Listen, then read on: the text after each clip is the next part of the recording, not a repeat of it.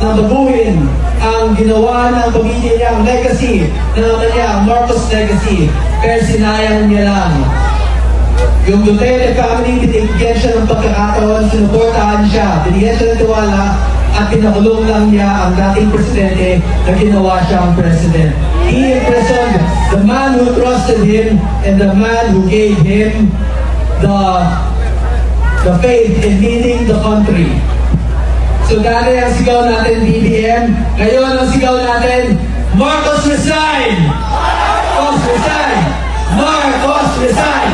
Marcos resign!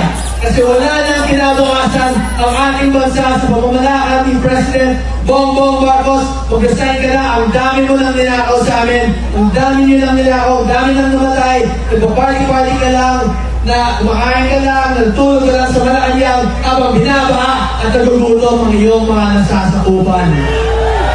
Justisya para sa Pilipinas, BBM resign, Marcos resign!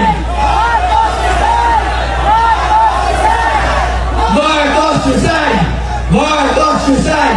Thank you everyone!